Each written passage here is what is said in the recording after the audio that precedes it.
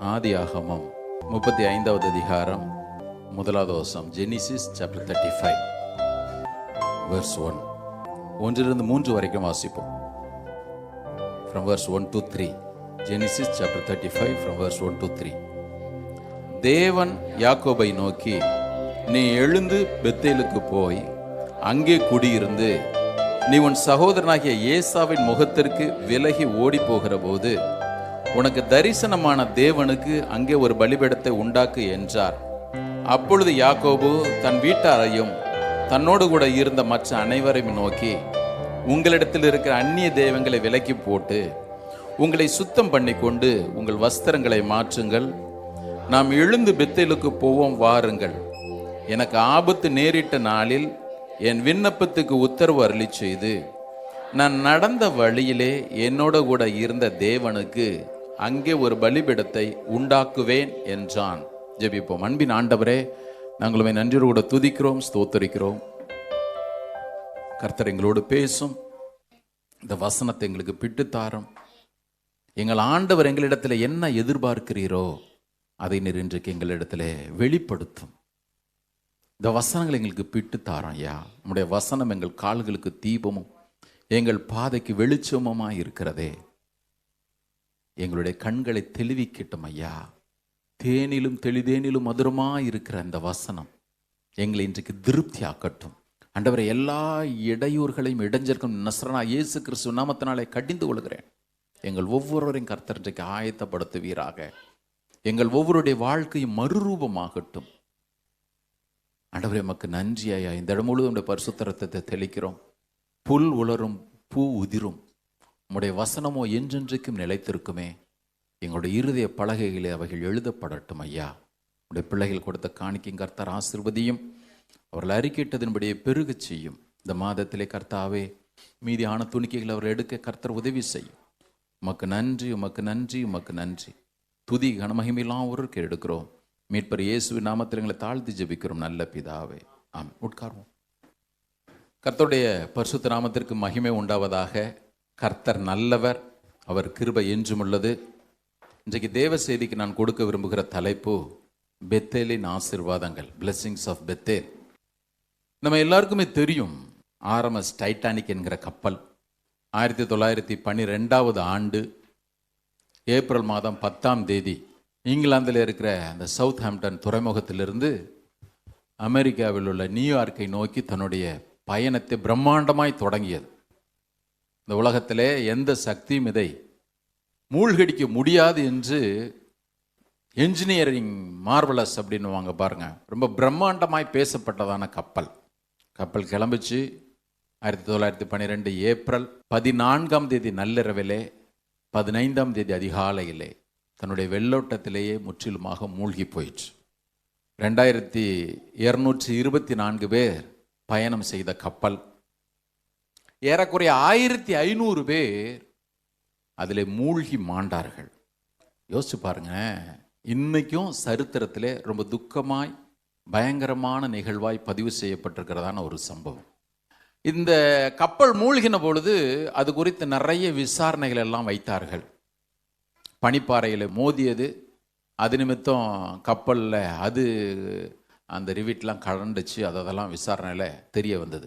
கடைசியாக அவர்கள் வைத்த மிக முக்கியமான குற்றச்சாட்டுகளில் ஒன்று என்ன அப்படின்னு பார்த்தீங்கன்னா, இந்த கப்பலிலே 1/3 பிரயாணிகளுக்கு மாத்திரம்தான், பயணிகளுக்கு மாத்திரம்தான் லைஃப் போட் என்று சொல்லக்கூடிய உயிர் தப்பும் படகு ஒழுங்கு செய்யப்பட்டிருந்தது.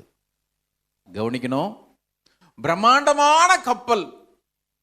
அவர்கள் ஒவ்வொரு அறைகளாக பார்த்து பல கோடி ரூபாய் செலவழித்து அழகாய் நேர்த்தியாய் வடிவமைத்து கண்களுக்கு குளிர்ச்சியாய் இருக்கும்படி எல்லாவற்றையும் செய்தார்கள். ஆனால் எது அவசியமோ உயிர் காக்கும் படகுகள் சரியான அளவு அங்கே அவர்கள் ஏற்பாடு செய்யவில்லை. ஒருவேளை அங்கிருந்த பயணிகள் ஒவ்வொருவருக்குமே உயிர் காக்கும் படகை சரியாய் அவர்கள் ஏற்பாடு செய்திருப்பார்கள், ஆனால் இவ்வளவு பெரிய உயிர் சேதம் ஏற்பட்டிருக்க வாய்ப்பு இல்லை என்பது அவருடைய குற்றச்சாட்டுகளிலே ஒன்று.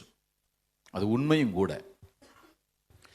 ஆவிக்குரிய வாழ்க்கையில அல்லது நாம் கிறிஸ்தவ வாழ்க்கையிலே நம்முடைய ஓட்டத்தை துவங்கினோம். எதற்கு நாம் முக்கியத்துவம் கொடுக்க வேண்டும் என்பது ரொம்ப அவசியம். உலகத்தான விட்டுருங்க, நான் உலகத்தான்ட்ட இந்த சம்பவத்தை பேசல. நான் ஆவிக்குரியவன், நான் ஆண்டவருடைய பிள்ளை, நான் கிறிஸ்தவன் என்று பேசக்கூடிய ஒவ்வொரு மனிதனும் சிந்திக்க வேண்டியது, என்னுடைய வாழ்க்கையிலே நான் எதிலே கவனம் செலுத்த வேண்டுமோ அதிலே கவனம் செலுத்தணும்.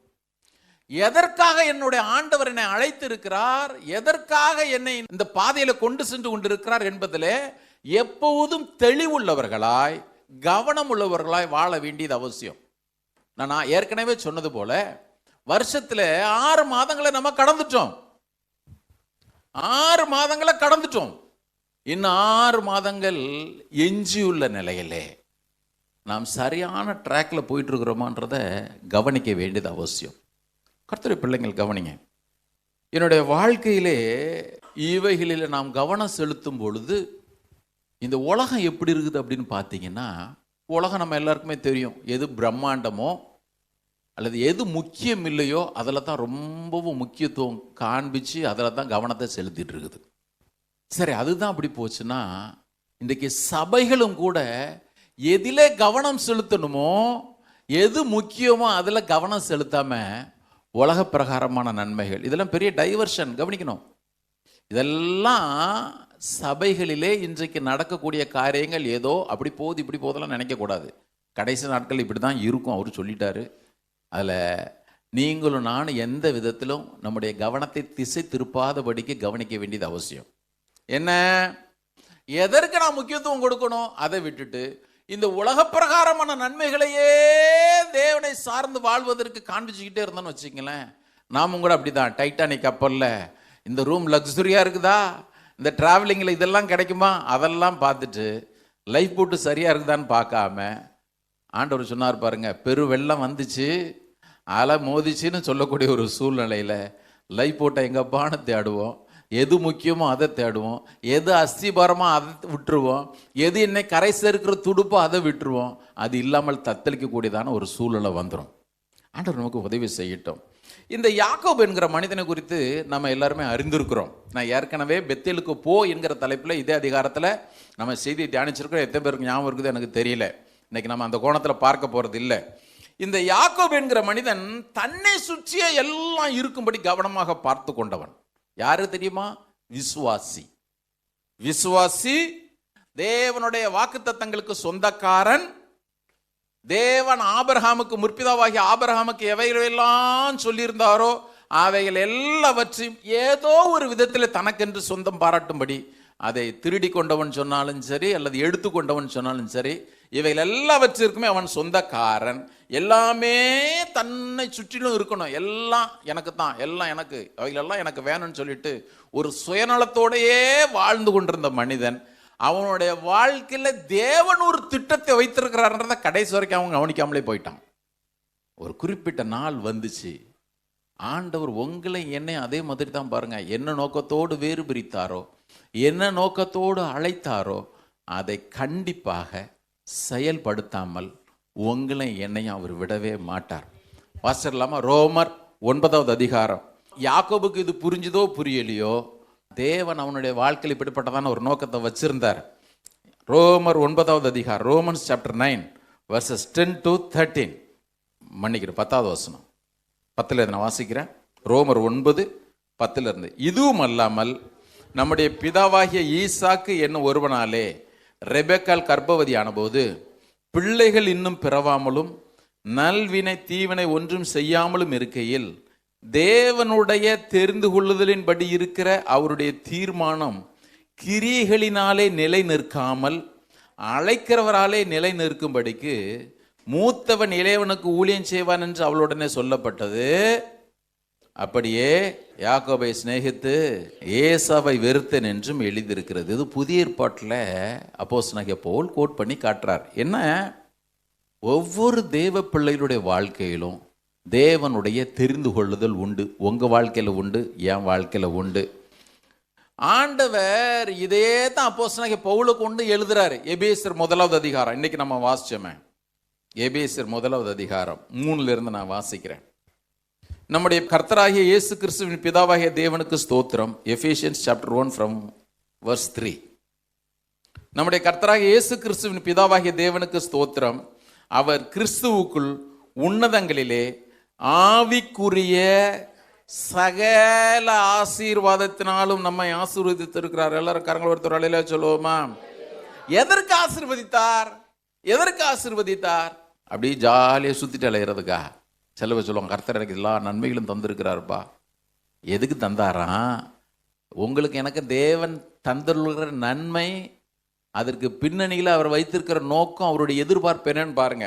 4வது வசனம், தமக்கு முன்பாக, அதாவது தேவனுக்கு முன்பாக நாம் அன்பில் பரிசுத்தம் உள்ளவர்களும் குற்றம் இல்லாதவர்களுமாய் இருப்பதற்கு அவர் உலக தோற்றத்துக்கு முன்னே கிறிஸ்துவுக்குள் நம்மை தெரிந்து கொண்டபடியே பிரியமானவருக்குள் தாம் நமக்கு தந்தருளின தம்முடைய, எப்படிதான் பவுல் எழுதினாருன்னே தெரியல பாருங்க. உங்களுக்கு புரியுற மாதிரி நான் வாசிக்கிறேன் பாருங்க. உலக தோற்றத்துக்கு முன்னே கிறிஸ்துவுக்குள் நம்மை தெரிந்து கொண்டபடியே பிரியமானவருக்குள் தேவன் நமக்கு தந்தருளின தேவனுடைய கிருபையின் மகிமைக்கு புகழ்ச்சியாக தேவனுடைய தயவுள்ள சித்தத்தின்படியே நம்மை இயேசு கிறிஸ்து மூலமாய் தேவனுக்கு சுவிகார புத்திரராய் இருக்கும்படி முன் குறித்திருக்கிறார். புரிஞ்சுதா புரியலையா? நிருபங்களை வாசிக்கும் பொழுதுதான் என்னப்பா இவ்வளவு போட்டு ஃபுல் ஸ்டாப் வைக்காமல கொமா போட்டே எழுதியிருக்கிறார் பவுல். நல்ல கவனிங்களேன். இதெல்லாம் ஆண்டவர் உங்களுக்கு எனக்கும் கொடுத்திருக்கிற பாக்கியம். இத ஒன்ன மட்டும் ஆண்டவர் நீங்களும் நானும் தாயின் கர்ப்பத்தில் உருவாக முன்பதாக அல்லது உலக தோற்றத்துக்கு முன்னோட்டே தெரிஞ்சு வச்சுட்டார் பாருங்க. பஸ்ஸுக்கு இதுதான் பிளானு. இங்க இருக்கிற ஒவ்வொருக்கும் ஒரு பேரை சொல்லி இதுதான் பிளான்னு வச்சுட்டாரு. இதுக்கப்புறம் இந்த பிளான் பின்றது ஆண்டவருடைய கணக்கில் கிடையவே கிடையாது. நீங்களும் நான் தான் plan 1, plan A failed, plan B போகலாமா, பிளான் சி போகலாமா. ஆண்டவருங்க பாரு, ஒரே ட்ராக்கு தான். நான் பார்த்துட்டே இருப்பேன். நீ ட்ராக் மாறுறியா, மறுபடியும் உன்னை எப்படி இழுத்துட்டு வந்து ட்ராக்கில் ஏற்றணும்னு எனக்கு தெரியும். என் பிளானில் உன்னை கொண்டு வந்து எப்படி நிறுத்தணும்னு எனக்கு தெரியும். சில பேருக்கு கூட பாருங்கள், ரட்சிக்கப்பட்டோம் அப்படியே போகுது பிரதர், இப்படி போச்சு அப்படி பார்த்தேன், அப்படி போயிட்டே இருக்கிறேன். நல்லதான் பிரதர் இருக்குது. 4 ஒன்று வரும், கரெக்டாக காலரில் கையை வைப்பார், தரன்னு இழுக்கிறாரோ தூக்கி கொண்டு வந்து வைக்கிறாரோ எனக்கு தெரியாது.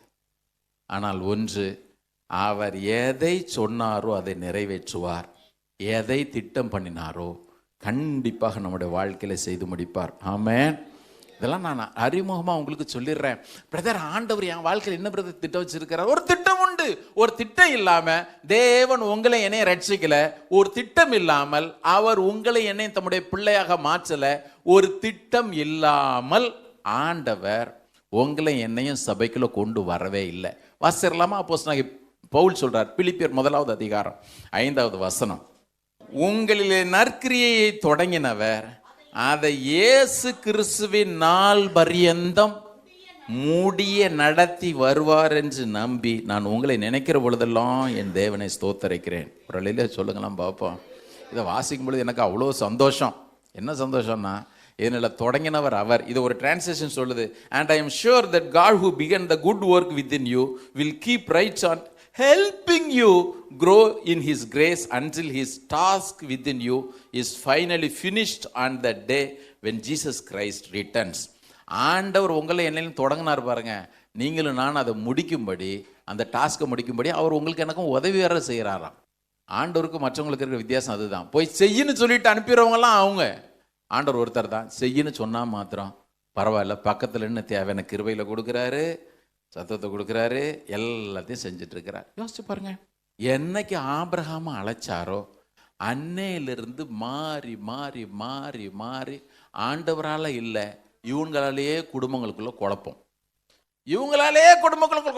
ஆனால் ஒன்று, ஆண்டவர் மாத்திரம் என்ன நோக்கத்தோடு அழைச்சாரோ, இவன் அங்கே போனாலும் சரி இங்கே விழுந்தாலும் சரி தூக்கி வச்சு தன் பிளானை நிறைவேற்றிட்டே வந்தார்.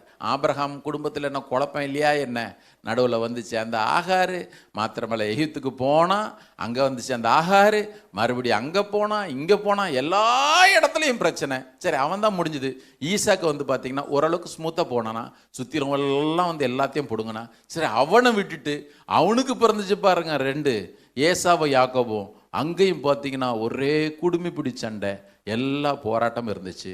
இவைகளின் நடுவிலே தேவன் ஒரு மனுஷன் வாழ்க்கையில் எதை நிறைவேற்ற வேண்டும் என்று அழைத்தாரோ, எதற்காக வேறு பிரித்தாரோ, அந்த பிளான் மாத்திரம் கரெக்டாக நடைபெற்றுட்டே வந்துச்சு. அதனால தான் ஒவ்வொரு தெய்வ பிள்ளைகளுக்கும் உங்கள் வாழ்க்கையில் ஒரு காரியத்தை நான் வலியுறுத்த விரும்புகிறேன். உங்களை என்னையும் அழைத்தவர் அவர் உண்மையுள்ளவர். உங்களுடைய வாழ்க்கையில், என் வாழ்க்கையில் நேர்த்தியாய் சரியாய் ஒவ்வொன்றும் செஞ்சுட்டே வருவார். ஆனால் என்ன, நீங்கள் உடனே கேட்கலாம், அவர் தான் என்னை அழைச்சிருக்கிறாரு, அவர் எனக்கு என்ன செய்யாமல் போயிடுவாரா, நான் எப்படி இருந்தா என்ன? எப்படின்னா இரு. ஆனால் விளக்கறையன்னு ஒன்று கண்டிப்பாக கொடுத்தாகணும். நாட்கள் தாமதமாகிறது நீங்களானும் கொஞ்சம் அவாய்ட் பண்ணிடுறது நல்லது. யாக்கோபுடைய வாழ்க்கையில் இப்போ அதை தான் பார்க்க போகிறோம். இந்த எல்லா விதமான பிரச்சனைகள் இருந்த பொழுதும் தேவன் தம்முடைய பலத்த கரத்தை ஒருத்தன் வாழ்க்கையில் காட்டிகிட்டே வந்தார். இப்போ அதை தான் வாசித்தோம். இப்போ வாசிச்சிடலாமா? 35வது அதிகாரம், ஆதியாகமம் 35வது அதிகாரம், 1வது வசனம். தேவன் யாக்கோபை நோக்கி, நீ எழுந்து பெத்தேலுக்கு போய் அங்கே குடியிருந்து நீ, இப்போ ஒன்றும் இல்லைங்க, ஆண்டவர் சொல்லிட்டாரு, நீ பெத்தேலுக்கு போ, நீ இருக்கிற இடத்துலேருந்து பெத்தேலுக்கு போ. இந்த பெத்தேல் வாழ்க்கையில் நீங்களும் நானும் கவனிக்க வேண்டிய ஒரு இடம் பாருங்க. நீங்களும் நானும் தேவ பிள்ளையாகவே இருக்கலாம், நீங்களும் நானும் அழைக்கப்பட்டவங்களா இருக்கலாம், நீங்களும் நானும் ரட்சிக்கப்பட்டோம் என்கிற பெயரில் இருக்கலாம், நீங்களும் நானும் தேவனோடு அல்லது தேவன் கொடுத்த சகல நன்மைகளையும் வாழ்க்கையில் பெற்று அனுபவிக்கிறவர்களாக இருந்தாலும், தேவனுடைய நோக்கம் என் வாழ்க்கையில் நிறைவேறும்படி பெத்தேல் என்கிறதான இந்த இடத்துக்கு வந்து சேரணும். முதலாவது குறிப்பை எழுதிக்கங்க. இந்த பெத்தேல் தேவனுடைய கிருபையை உணரச் செய்த இடம். பெத்தேல் எதுங்க? என் வாழ்க்கையில தேவன் கிருபையுள்ளவராக இருக்கிறார் என்பதை ஒவ்வொரு நாளும் உணரச் செய்கிற இடம். பாருங்களேன், பின்னாட்களில் இஸ்ரவேலை குறித்து பிலேயாம் தீர்க்க தரிசனம் சொல்லும் பொழுது ஒரு காரியத்தை சொன்னான். வாசிடலாமா? என்னாகமம் 23:21. இது தேவனுடைய திட்டம். இதை தான் பின்னாட்கள்லாம் அவன் சொல்றான். என்னாகமம் 23:21, நம்பர்ஸ் சாப்டர் 23 verse 21. அவர் யாக்கோபிலே அக்கிரமத்தை காண்கிறதும் இல்லை, இஸ்ரவேலிலே குற்றம் பார்க்கிறதும் இல்லை. அவருடைய தேவனாகிய கர்த்தர் அவர்களோடு இருக்கிறார், ராஜாவின் ஜெய கம்பீரம் அவர்களுக்குள்ள இருக்கிறது. கவனிங்க, இஸ்ரவேலை சபிக்கும்படி பாலாக்கு பிலேயாம் அழைச்சிட்டு வர்றான்.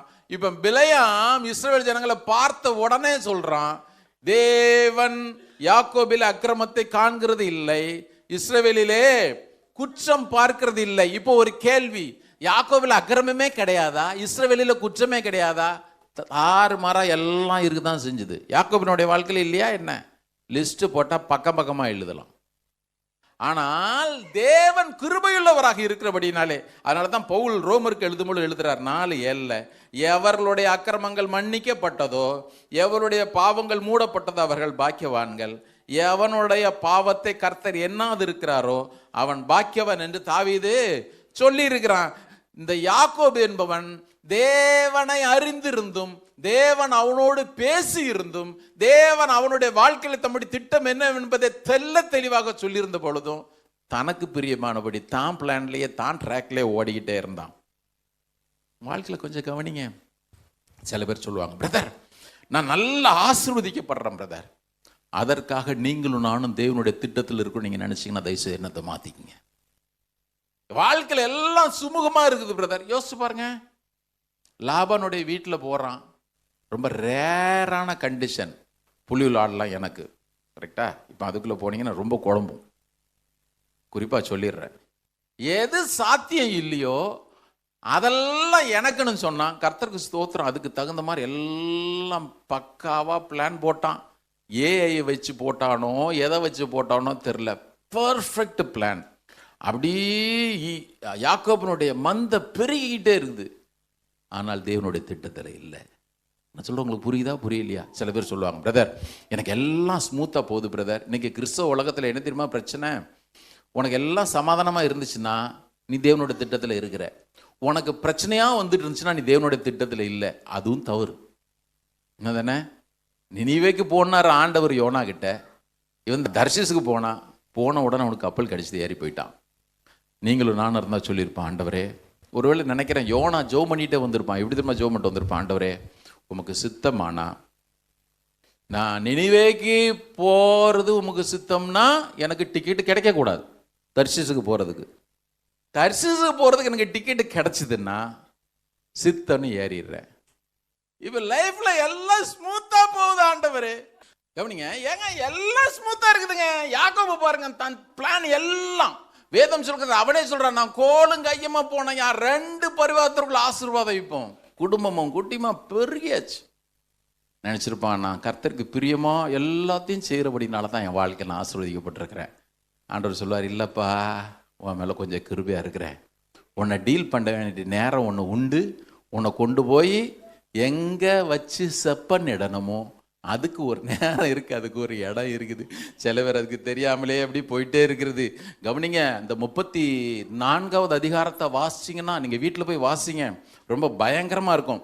இப்போ 35வது அதிகாரத்துல பாருங்க, ஆண்டவர் அவனை பார்த்து சொல்றாரு, யாக்கோபே பெத்தேலுக்கு போ, அங்க உனக்கு நான் ஏற்கனவே தரிசனமானல்ல, நீ அந்த இடத்துக்கு போ. இன்னொரு விதத்தில் சொல்றதா இருந்தா, எப்படி வாழ்க்கையிலே சறுக்கின பேதுருன இடத்துல யோவான் 21வது அதிகாரத்தில் வந்து, என்ன நேசிக்கிறியா, என் மேல அன்பா இருக்கிறாயான்னு கேட்டு மறுபடியும் அவனை அழகாக ட்ராக்ல ஏற்றி தம்முடைய சித்தத்தை நிறைவேற்றும்படி அழைத்துட்டு போனாரோ, அதே விதமான காரியத்தை தான் இப்போ ஆண்டவர் யாக்கோபின் இடத்துல சொல்றார். இந்த 35வது அதிகாரம் பாருங்க, ரொம்ப ஒரு மாதிரி குளறுபடியான அதிகாரம் மாதிரி தான் இருக்கும். நீங்கள் வாசிச்சிங்கன்னா நிதானமாக ஏன்னு ஒன்று லிங்க் பண்ணி படிச்சிங்கன்னா தான் நல்லா இருக்கும். உதாரணத்திற்கு தெபோரால் யார், ரெபெக்காலுடைய தாதி பெண், அவள் மரித்தாள்னு போட்டிருக்கு. எனக்கு தெரில எப்போ ரெபெக்காலுடைய தாதி பெண் இந்த கூட்டத்தில் வந்து சேர்ந்தான்னு தெரியல.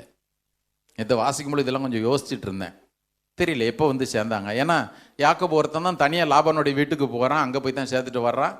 இப்போ ரெபெக்காலுடைய தாதி பெண், அவங்க அம்மாவுடைய தாதி பெண்ணு போட்டிருக்குது, இவளோடு கூட வந்து சேர்ந்தாங்க. இடையில படம் வந்து சேர்ந்தாங்களான்னு எனக்கு தெரியல. 2வது, ராகேல் அந்த அதிகாரத்தில் இறக்குறா. ராகேல் யாக்கோபுக்கு பிரியமா இருந்த மனைவி ராகேல் மரிக்கிறாள். மாத்திரமல்ல, ஈசாக்கு தகப்பனாகிய ஈசாக்கும் மரிக்கிறார். ரொம்ப முக்கியமான ஒரு அதிகாரம். அதே மாதிரி 1-3 வசனங்களை வாசிங்கன்னா தேவன் அவனுக்கு தரிசனமாறாரு. 6-7 வசனங்கள் நீங்க வாசிங்கன்னா யாக்கோபு தேவனோடு கூட அப்படின்னு நல்மனம் பொருந்துறான், பலிபீடத்தை கட்டி. 9-13 வாசிச்சிங்கன்னா மறுபடியும் கர்த்தர் அவனுக்கு தரிசனம் மாறார். இப்போ 35வது அதிகாரம் 1வது வசனத்துல சொல்றாரு, நீ எழுந்து பெத்தேலுக்கு போ. யாக்கோபே, உன்னை நான் அப்படியே விட்டுற முடியாது, நீ இவ்வளவு ஆசீர்வாதங்களை பெற்றிருக்கிற, நீ ஒருவேளை திருப்தியா இருக்கலாம், ஆனா உன்னை நான் அழைச்சதனுடைய நோக்கம் வேற, உன்னை நான் இஸ்ரவேலாக மாற்றும்படி விரும்புகிறேன். உங்களுக்கு ஒரே ஒரு காரியத்தை சொல்லிடுறேன், ஏற்கனவே சொன்னது எத்தனை பேருக்கு ஞாபகம் இருக்குன்னு தெரியல. எந்த அதிகாரத்தில் தேவன் யாக்கோபை இஸ்ரவேல்னு பேர் மாத்தினார் சொல்லுங்க பார்ப்போம். எந்த அதிகாரத்தில் வாசிங்கல்ல, எல்லாரும் பரிச்செல்லாம் எழுதுனீங்கல்ல, 32வது அதிகாரம். ஆனா 35வது அதிகாரத்துல தான் அங்க மறுபடியும் சொல்றாரு பாருங்க, வாசிங்க அந்த வசனத்தை. 35வது அதிகாரம் 10வது வசனத்தை கவனிங்க. இப்பொழுது உன் பேர் யாக்கோபு, இனி உன் பேர் யாக்கோபு என்னப்படாமல் இஸ்ரவேல் என்று உனக்கு பேர் வழங்கும் என்று சொல்லி அவனுக்கு இஸ்ரவேல் என்று பெயரிட்டார். பின்னும் தேவன் அவனை நோக்கி, நான் சர்வ வல்லமையுள்ள தேவன், நீ பலுகி பெருகுவாயாக. இந்த ஆசீர்வாதம் எங்க தெரியுமா? ஆதியாகமம் 17 ஆபிரகாமுக்கு பேர் ஆபிராமை ஆபிரகாம்னு பேர் மாத்தி இதே வார்த்தை அவன்கிட்ட சொன்னார் பாருங்க. இன்னொரு இடத்துல சொல்ற, வெறுமனே பேர் மாத்திரம் இல்லை, அந்த ஆசீர்வாதங்கள் எல்லாவற்றையும் இந்த 35வது அதிகாரத்திலாம் கொடுக்கிறார். பின்னும் தேவன் அவனை நோக்கி, நான் சர்வ வல்லமையுள்ள தேவன், நீ பலுகி பெருகுவாயாக. ஒரு ஜாதியும் பற்பல ஜாதிகளின் கூட்டங்களும் உன்னிலிருந்து உண்டாகும், ராஜாக்களும் உன் சந்ததியிலே பிறப்பார்கள். நான் ஆபிரகாமுக்கும் ஈசாக்கும் கொடுத்த தேசத்தை உனக்கு கொடுப்பேன், உனக்கு பின் உன் சந்ததிக்கும் இந்த தேசத்தை கொடுப்பேன் என்று சொல்லி தேவன் அவனோட பேசின ஸ்தலத்திலிருந்து அவனை விட்டு எழுந்து அருளி போனார். நல்ல கவனிங்க, 32வது அதிகாரத்திலே உன் பேர் என்ன? யாக்கோபு. ஒண்ணுமே உன் பேர் இஸ்ரவேல்னு சொல்லிட்டார். ஆனால் தேவன் அவனிடத்துல சொன்னதை அட்டஸ்ட் பண்ணும்படி நடுவில் 2 அதிகாரங்கள் போக வேண்டியிருந்துச்சுக்கா. அதான் ரொம்ப முக்கியம்.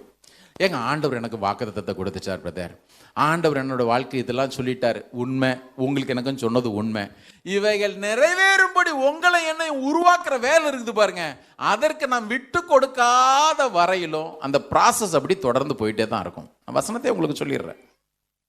ஏங்க 32வது அதிகாரத்தில் நீ இஸ்ரேல்னு சொல்லிட்டார், இப்போ 35வது அதிகாரத்தில் மறுபடியும் சொல்றாரு, நீ யாக்கோபு இல்லை, இனி உன் பேர் இஸ்ரவேல், உன்னுடைய தாத்தா ஆபிரகாமுக்கு கொடுத்த எல்லா வாக்கு தத்தத்தையும் இந்த இடத்துல நான் உனக்கு தர்றேன். இவைகள் எல்லாம் எவற்றினால் உண்டானது தெரியுமா? தேவனுடைய கிருபையினாலே உண்டானது. ஆமென். தேவனுடைய கிருபை என் வாழ்க்கையில் நான் இத்தனை முறை வழி மாறி போன பொழுதும், இத்தனை முறை உடைய ஆண்டவரே விருப்பத்திற்கு மாறா என்னுடைய வாழ்க்கையில் காரியங்கள் இருந்த பொழுதும் நீர் அப்படி என்ன எழுதிட்டே வர. சில பேர் உண்டு இந்த இடத்துல, என்ன பிரதர் கர்த்தர் என்ன அழைச்சிருக்கிறார் பிரதர், கர்த்தர் என்ன தெரிஞ்சு கொண்டார் பிரதர், ஆனாலும் நான் என்ன விரும்புகிறேனோ அது மாதிரியே வாழ்ந்துக்கிட்டே இருப்பேன். நீங்கள் வாழ்ந்துக்கிட்டே இருங்க. நீங்கள் கண்டிப்பாக பெத்தேலுக்கு ஒரு இடத்துல உங்களை கொண்டு வந்து தேவன் நிறுத்துவார். அது 2 வருஷத்தில் இருக்கலாம், 3 வருஷத்தில் இருக்கலாம். கர்த்தருக்கு ஸ்தோத்திரம். அது இன்னைக்கா இருந்துட்டுனா ரொம்ப நல்லா இருக்கும். ஜூலை 6 இருந்துட்டுனா எவ்வளோ நல்லா இருக்கும். தேவனே நான் வந்துடுறேன் ஐயா. ஆண்டவர் சொல்கிறார், பெத்தேலுக்கு போ, நீ பெத்தேலுக்கு போ, அங்கே உன்னை நான் ஆசீர்வதிப்பேன். ஆமென். பெத்தேல் தேவனுடைய கிருபை உணர செய்கிற இடம். 2வது, இந்த பெத்தேல் தேவனுடைய சிட்சை முடிவுற்ற இடம். இந்த பெத்தேலுக்கு கொண்டு வர்ற வரைக்கும் ஆண்டவர் இவன் எத்தனை நன்மைகளை பெற்று அனுபவிச்சாலும் பாருங்க, அவனுடைய வாழ்க்கையில தண்டனைன்னு சொல்ல மாட்டான், சிட்சை. நீங்க எபிரேயர் 12வது அதிகாரத்தில் வாசிங்கன்னா இந்த தேவனுடைய சிட்சை தேவனுடைய பிள்ளைக்கு எவ்வளவு அவசியன்றது நல்ல அழகா தெளிவா எழுதுறார். பிள்ளையினுடைய நெஞ்சிலே மதியனை ஒட்டி இருக்கும், அதை தண்டனையின் பிறம்பு தான் அவனை விட்டு அகற்றும். ஆண்டவர் இங்கே சிட்சிக்கிறார். எதுக்கு தெரியுமா? நம்முடைய ஃபியூச்சர் நல்லா இருக்கணுன்றதுக்காக. அதை வேணா வாசிடலாமே, தேவன் எதற்காக சிட்சிக்கிறார்ன்றத. இது ஏதோ பழைய ஏற்பாட்டில் உள்ளதெல்லாம் பேசுறாதீங்க, மறுபடியும் சொல்கிறேன், புதிய ஏற்பாட்டில் உள்ளது தான், புதிய ஏற்பாட்டில் தான் பேசுகிறாரு. எடுங்க எபிரேயர் 12, நான் வாசிக்கிறேன் 5ல் இருந்து. எல்லாரும் எடுங்க. Hebrews chapter 12 verse 5. அன்றியும் என் மகனே, கர்த்தருடைய சிட்சையை அற்பமாக எண்ணாதே, அவரால் கரிந்து கொள்ளப்படும் போது சோர்ந்து போகாதே. இப்போ வாசிங்க எல்லாரும்.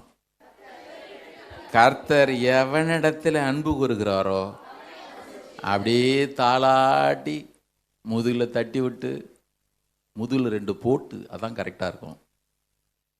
கர்த்தர் எவனிடத்தில் அன்பா இருக்கிறாரோ அவனுக்கு முதுகில் 2 போட்டு தாம் சேர்த்து கொள்ளுகிற எந்த மகனையும் தண்டிக்கிறார் என்று பிள்ளைகளுக்கு சொல்லுகிறது போல உங்களுக்கு சொல்லி இருக்கிற புத்திமதியை மறந்தீர்கள்.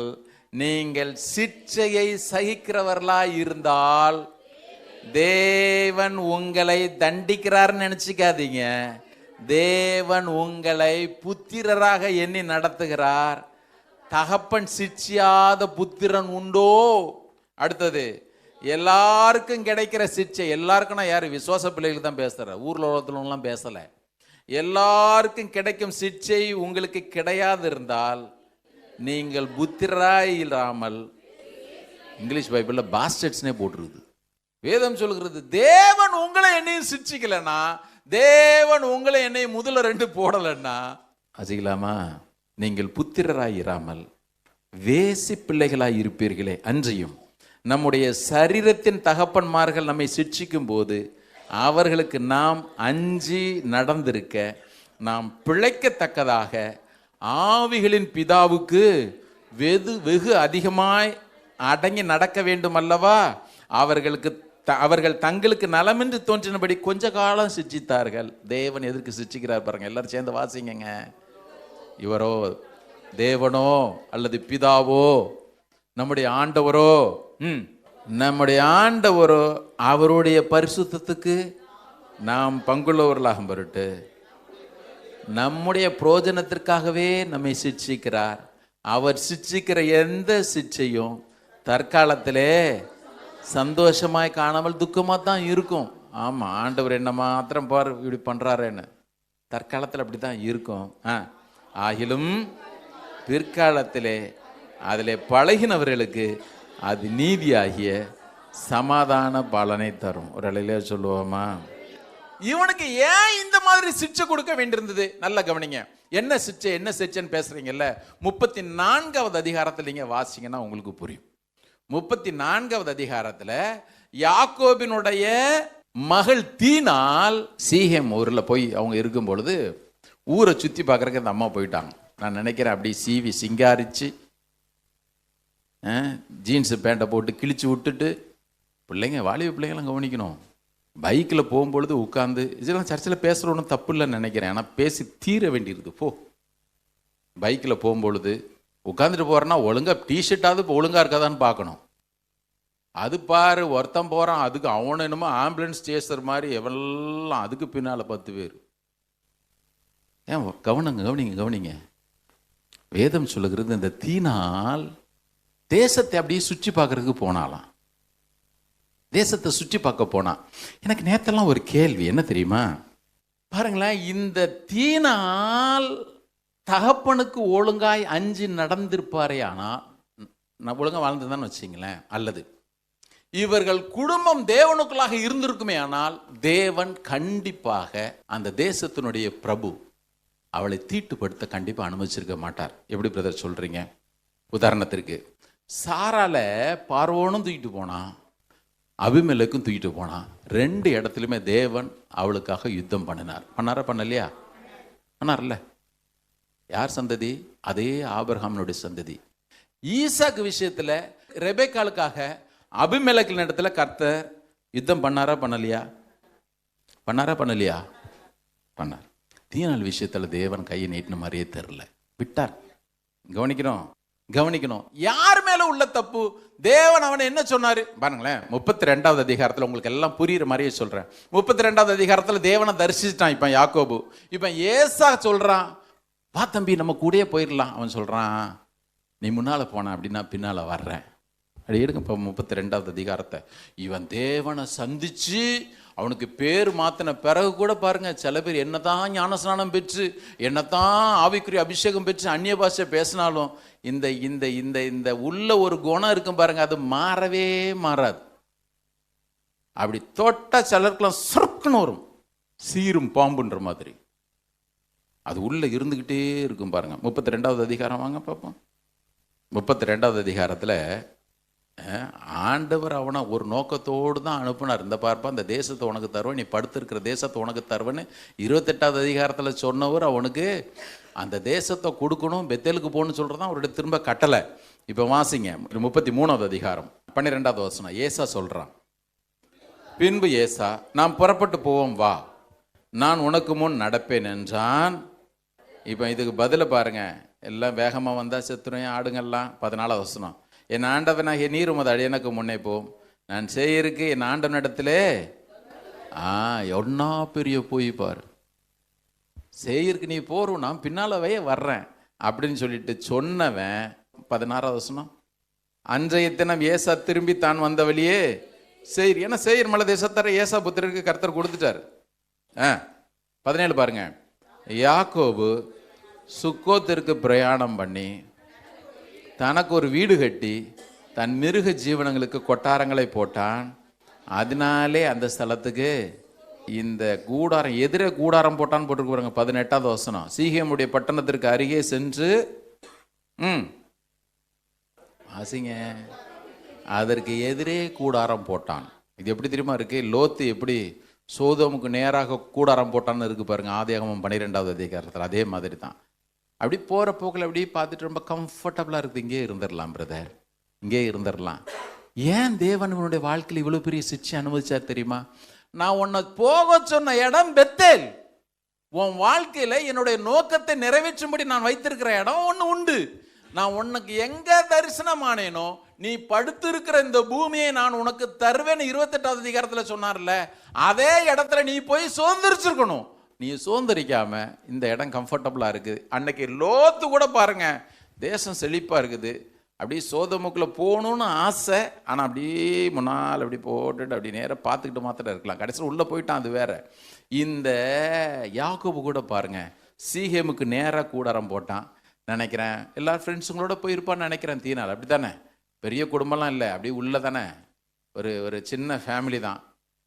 கற்ப பிறப்பாகிய 70 பேரும் அப்படின்றனா என்ன சின்ன ஃபேமிலி, வா அப்படியே போயிட்டு வரலாம், மாமா புள்ளியோ ஏதோ ஒன்று சேர்த்துக்கிட்டு வாங்க அப்படியே போகலாம். போனாங்க. வேதம் சொல்லுகிறது, அவள் சென்ற இடத்திலே அவள் தீட்டுப்பட்டாள். மாத்திரமல்ல ஒரு காரியத்தை கவனிங்க, இவள் தீட்டுப்பட்டது மாத்திரமல்ல, அங்கே சிமியோனும் லேவியும் மிகப்பெரிய கொலைகாரர்களாக மாறினாங்க. இப்போ யாக்கோபு புலம்புறான், ஐயோ என் பேரு நாரி போச்சு, ஜனங்களுக்கெல்லாம் நான் பயப்படுறேன். யாக்கோபே, உன் வாழ்க்கையில் இவ்வளோ பெரிய சீரழிவுக்கு காரணம் என்ன? யாக்கோபிட்ட கேட்டால் சொல்லுவான், என்னை தேவன் பெத்தேலில் இருக்க சொன்னார், நான் இஷ்டம் போல வேற ஒரு இடத்துல தங்கியிருந்தபடினாலே தேவனாலே வரக்கூடிய இந்த சிச்சை என்னுடைய வாழ்க்கையில் நான் அனுபவிக்கல ஆயாச்சு. கர்த்தருடைய பிள்ளைங்க ஒவ்வொருவரும் இன்னைக்கு நல்ல கவனிங்க. இந்த யாக்கோபினுடைய வாழ்க்கையில் தேவன் இவ்வளோ பெரிய காரியத்தை எதற்கு அனுமதிக்கணும்? மறுபடியும் சொல்கிறேன், தேவன் என்ன நோக்கத்திற்காக உங்களை என்ன அழைத்தாரோ அந்த நோக்கத்தை நிறைவேற்றுவதற்கு ஆண்டவர் எந்த சூழ்நிலையின் வழியாகவும் உங்களையும் என்னையும் கொண்டு செல்ல கூடும். அதை ஒரு நாளும் மறந்துடவே கூடாது. அதனால தான் எப்பொழுதெல்லாம் தேவன் ஒரு காரியத்தை உணர்த்துறாரோ அன்னைக்கே டோட்டலாக சரண்டர் ஆகிறது நல்லது. ஆமென். 3வது பாருங்க, இந்த பெத்தேல் கர்த்தருக்காக நம்மை பரிசுத்தமாக்குகிற இடம். பரிசுத்தமாக வாழ்றதுன்னா பெத்தேலுக்கு போகணும்னு அவன் சொல்கிறான், நம்ம இப்போ சுத்தப்படுத்தியே ஆகணும். வாசிச்சிடலாமா அந்த வசனத்தை? 35வது அதிகாரம். வாழ்க்கையில் கிறிஸ்தவ வாழ்க்கை இந்த கரெக்ஷன் ரொம்ப அவசியம். 35வது அதிகாரம் நான் வாசிக்கிறேன். ஃபர்ஸ்ட், தேவன் யாக்கோபை நோக்கி, நீ எழுந்து பெத்தேலுக்கு போய் அங்கே குடியிருந்து நீ உன் சகோதரனாகிய ஏசாவின் முகத்திற்கு விலகி ஓடி போகிற போது உனக்கு தரிசனமான தேவனுக்கு அங்கே ஒரு பலிபீடத்தை உண்டாக்கு. இதில் என்ன தெரியுமா பெரிய துக்கம்? இந்த யாக்கோபு ஒன்று தேவனுக்கு பலிபீடம் கட்டாமலாம் இல்லை. அப்படி 33வது அதிகாரம் வாங்க. இவன் போனான், சீகேமிலே உட்கார்ந்தான். தேவன் அவன் இருக்கும்படியா விரும்பின இடம் பெத்தேல். ஆனால் சீகேமில் உட்கார்ந்துட்டு 20வது வசனத்தை பாருங்க, சீகேமிலே பலிபீடத்தை கட்டி அதற்கு ஏல் எல்லோகி இஸ்ரவேல் என்று பெயரிட்டான். இப்போ என்ன தப்பு? எல்லாரும் பார்க்குறவங்களாம் சொல்லுவாங்க, யாக்கோபு அப்பா கர்த்தரை என்ன மாதிரி கனம் பண்ணுறான். பிரதர், தேவ சித்தத்தை செய்யாமல் தேவனுக்கென்று நீங்களும் நான் என்னதான் காரியத்தை செய்கிறோன்னு நினச்சா கூட தேவன் ஒரு நாள் அதில் பிரியப்படவே மாட்டார். இல்லைன்னா நீங்களும் நானும் எந்த இடத்துல இருக்கணும்னு கர்த்தர் விரும்புகிறாரோ அந்த இடத்த விட்டுட்டு நம்ம எதை சாதிக்கிறோன்னு நினச்சாலும், தேவனுக்கு எதை செய்யணும்னு நினச்சாலும், நம்ம ஊழியமே செய்கிறோன்னு நம்ம நினச்சா கூட தேவன் அதை ஒரு நாள் அங்கீகரிக்க போகிறதே இல்லை. இப்போ தான் யாக்கோபு இடத்துல ஆண்டவர் சொல்கிறார், எழுந்து பெத்தேலுக்கு போ. சொன்ன உடனே புரிஞ்சு கொண்டான், இனிமேல் என்னால் தாக்கு பிடிக்கவே முடியாது. ஏன் அப்படின்னு கேட்டிங்கன்னா, என்னை சுற்றிலும் இருக்கிற அவனே சொல்கிறான் பாருங்க, என்னை இப்படி நார பண்ணிட்டீங்களே அப்படின்றான். எடுங்க பார்ப்போம் 30வது வசனம், 34-30. எவ்வளோ பயந்துருப்பான் பாருங்க யாக்கோபு. நீங்கள் நானும் சும்மா வாசிச்சுட்டு போயிடுறோம், எவ்வளோ பயந்துருப்பான் பாருங்க. அப்பொழுது யாக்கோபு சிமியோனையும் லேவியையும் பார்த்து, இந்த தேசத்தில் குடியிருக்கிற கானானியர் இடத்திலும் பெர்சியர் இடத்திலையும் என் வாசனைகள் கெடுத்ததினாலே என்னை கலங்க பண்ணினீர்கள். நான் கொஞ்ச ஜனம் உள்ளவன், அவர்கள் எனக்கு விரோதமாய் கூட்டம் கூடி நானும் என் குடும்பமும் அழியும்படி என்னை வெட்டி போடுவார்களே என்றான். எவ்வளோ நடிகிருப்பான் பாருங்க. அப்படி பயந்து இப்போ சொல்றார் தேவன், எழுந்திருப்போ, நான் உன்னை இங்கே இருக்கவே சொல்லலை, நீ ஏன் இங்கே இருந்த? இப்போ உன் மேலே கொலைப்பழி விழுந்தது மாத்திரமல்ல, உன்னுடைய பிள்ளைகள் 2 பேரும் அவர்கள் ரத்தத்தினாலே தீட்டுப்பட்டது மாத்திரமல்ல, உன்னுடைய மகள் தீனால் அவள் சீரழிக்கப்பட்டது மாத்திரம் இல்லை. இவ்வளோ பெரிய பொல்லாப்பிற்கு உட்பட்டது காரணம், நான் உன்னை இருக்க சொன்ன இடம் ஒன்று, நீ இருந்த இடம் ஒன்று. யாக்கோபு நல்லா புரிஞ்சுக்கிட்டான். சொன்னான். அடுத்த வசனத்தை வாசிங்க, 35:2. அப்பொழுது யாக்கோபு தன் வீட்டாரையும் தன்னோடு கூட இருந்த மற்ற அனைவரையும் நோக்கி, உங்களிடத்தில் இருக்கிற அந்நிய தெய்வங்களை விலக்கி போட்டு உங்களை சுத்தம் பண்ணி கொண்டு. எத்தனை பேர் தெரியுமா? பெரிய ஊர்லாம் கிடையாது, எங்க கொஞ்சம் ஜனங்க, கொஞ்சம் ஜனம், 70 பேர் தான் வச்சிங்களேன், கொஞ்சம் பேருங்க, less than 70 தான். ஏன்னா யோசேப்பு இன்னும் பிரச்சனைக்குள்ள போல, உண்மைதானே? இன்னும் பிரச்சனைக்குள்ள போல. ஏங்க சின்ன ஜனங்க, இவர்கள் கர்த்தருக்குள் நடக்கும்படி அவனால் வழி நடத்த முடியல. இப்போ திரும்ப சொல்கிறான், உங்களுக்குள்ள இருக்கிற விக்கிரகங்கள் எல்லாவற்றையும் வெளியே கொண்டு வாங்க. வாசிங்க, அப்படி தான் போட்டிருக்குது. உங்களிடத்தில் இருக்கிற அந்நிய தெய்வங்களை விலக்கி போட்டு உங்களை சுத்தம் பண்ணி கொண்டு உங்கள் வஸ்திரங்களை எல்லாம் மாற்றுங்க. ஏன்? நாம் இப்பொழுது போக வேண்டிய இடம் பெத்தேல். தேவனை சந்திக்க வேண்டுமே ஆனால் நம்முடைய வாழ்க்கையில் பரிசுத்தம் காணப்பட்டு தான் ஆகணும். தேவனை சந்திக்க வேண்டுமே ஆனால், இன்னொரு இடத்துல சொல்கிறதா, தேவன் என்னுடைய வாழ்க்கையில் கொடுத்த வாக்குத்தத்தங்கள் நிறைவேற வேண்டுமே ஆனால் என் வாழ்க்கையில் இருக்கிற எல்லா விக்கிரங்களும் அப்புறப்படுத்தப்பட்டு போகணும். இதில் என்ன தெரியுமா பெரிய கொடுமை? நான் நேற்று உட்காந்து ஒரு காரியத்தை ரொம்ப நேரம் யோசிச்சுக்கிட்டே இருந்தேன். இந்த யாக்கோபு தேவனை நன்கு அறிந்திருந்த பொழுதும், எப்படி சாலமோனை போல தான் தன்னுடைய மனைவிகள் அவன் விட்டுட்டு வந்த தேசத்தில் அப்பா லாபானுடைய எல்லா பழக்க வழக்கங்களும் இருந்த பொழுதும் கூட இந்த தேவன் தான் ஜீவனுள்ள தேவன் சொல்லிட்டு அதனால் மாற்றவே முடியலை. பாருங்களேன், கொஞ்சம் மெதுவாக உங்களுக்கு இதை புரியுற மாதிரி சொல்கிறேன். எல்லா கல்யாண கார்டுலையும் போடுவாங்க, இந்த காரியம் இங்கே தான் இருக்கிறவங்க அழையில சொல்லுங்கள், thing proceeded from the Lord. இது யார் தெரியுமா சொன்னா? யார் சொன்னா? 24:50 ஆதியாகமம். யார் சொன்னது? இந்த காரியம் கர்த்தரால் வந்ததுன்னு ஒரு விக்கிரக ஆராதனைக்காரன் சொன்னான், லாபான் சொன்னான். நாமளும் எல்லா கல்யாண கார்டுலையும் போட்டுடுறாத, இந்த காரியம் கர்த்தரால் வந்தது, இந்த காரியம் கர்த்தரால் வந்தது. இல்லை நலம், அவன் 1ஆம் நம்பர் அரசியல்வாதி. அவன் நம்ம பிரதமர் மோடி வந்தாருன்னா கிறிஸ்மஸ் ப்ரோக்ராமில் பார்த்துனா Jesus Christ saviour of the வேர்ல்டுன்னு சொல்லுவார். அங்கே போய் பின்னால் மன்னிச்சுட்டு இருப்பார். இவன் இந்த லாபான் 1ஆம் நம்பர் அரசியல்வாதி பார்த்த உடனே பிரதர் பிரைஸ்லார் பிரதர், யாரை பார்த்தாலும் அவளுக்கு தகுந்த மாதிரி வேஷம் போட்டுரும். அவன் சொன்னான், இந்த காரியம் கர்த்தரால் வந்தது. பாருங்க, கர்த்தரால் ஆசீர்வதிக்கப்பட்டவரே உள்ளே வாரும். எல்லாம் வார்த்தை நல்லா தான் இருக்கும், வார்த்தை நல்லா தான் இருக்கும். இந்த லாபான் சொன்ன வார்த்தை, இந்த லாபான் கர்த்தர் என்கிற வார்த்தை உச்சரித்த பொழுதும் அங்கே தான் விக்கிரகத்தை காணலைன்னு அப்படியே யாக்கோபை துரத்திட்டு ஓடி வந்தான். அவன் புத்தி அப்படியே ராகேலுக்குள்ளேயும் காணப்பட்டுச்சு, யாக்கோபினுடைய குடும்பத்திற்கும் காணப்பட்டுச்சு. பிரதர் கவனிங்க, என் வாழ்க்கையில் நான் கரெக்டாக இருக்கிறேன் பிரதர். அதனால தான் ஆரம்பத்தில் உங்களுக்கு சொன்னேன், நான் கரெக்டாக இருக்கிறேன் பிரதர். என் பிள்ளைங்களை பார்க்க வேண்டியது, என் குடும்பத்தை பார்க்க வேண்டியது என்னோட பொறுப்பாக இருக்குது. தேவன் இங்கே எழுந்து பெத்தேலுக்கு போன்னு சொன்னது, யாக்கோபை நீ மாத்திரம் போன்னு சொல்லலை. உனக்கென்று நான் கொடுத்திருக்கிற மனைவிகள், உன்னுடைய பிள்ளைகள், உன்னுடைய வேலைக்காரர், உனக்கென்று நான் கொடுத்திருக்கிற ஒவ்வொன்றுமே பெத்தேலுக்கு போய் தான் தீரணும். சுத்தம் பண்ணுகிற அனுபவம் யாக்கோபுக்கு மாத்திரம் அல்ல, மொத்த குடும்பத்திற்கும் தேவன் எதிர்பார்த்தார். ஒரு அலையில சொல்லுவோமா? இன்னைக்கு நிறைய பேர் பாருங்க, நான் ஸ்பிரிச்சுவலாக இருக்கிறேன் பிரதர், நான் பைபிள் வாசிக்கிறேன் பிரதர், நான் ஜெபம் பண்ணுறேன் பிரதர், என் பிள்ளைங்க நிலைமை பெத்தேல் அனுபவம் என்ன தெரியுமா? மொத்த குடும்பத்தையும் சுத்தம் பண்ணுகிறதான ஒரு அனுபவம். பாருங்க, ஆண்டவர் ஒரு நாளும் இந்த மாதிரி நான் மாத்திரம் போகிறேன் பரலோகத்துக்கு, என் மனைவி எக்கேடுக்கப்பட்டு போனானே, என் கணவன் எக்கேடுக்கப்பட்டு போனான் நினைக்கிறதே இல்லை. ஆண்டவர் அதை விரும்புகிறதே இல்லை. ஒரு காரியத்தை யோசிச்சுக்கங்களேன். இப்போ யாக்கோபு சொன்ன உடனே என்ன, இதெல்லாம் சின்ன சின்ன காரியம் எப்படி பார்த்துட்டு போயிடலாம். எடுங்க பார்ப்போம், 4வது வசனம். அப்பொழுது அவர்கள் தங்கள் கையில் இருந்த, எவ்வளோ இருந்திருக்குது பாருங்க, அவங்கக்கிட்ட எவ்வளோ இருந்திருக்குது பாருங்க. தங்கள் கையில் இருந்த எல்லா அந்நிய தெய்வங்களையும் தங்கள், இதை பேசினா கொஞ்சம் இடிக்கும் உங்களுக்கு, இயர் ரிங்ஸ் பேசினா கொஞ்சம் சில பேருக்கு இடிக்கும். சில பேர்லாம் அப்படி தோசைக்கல் மாதிரி போட்டு வர்றது. அந்த நாட்களில் சொன்னால் உங்களுக்கு நீங்கள் கஷ்டப்படக்கூடாது, நான் சொல்லிட்டு போயிடுறேன்.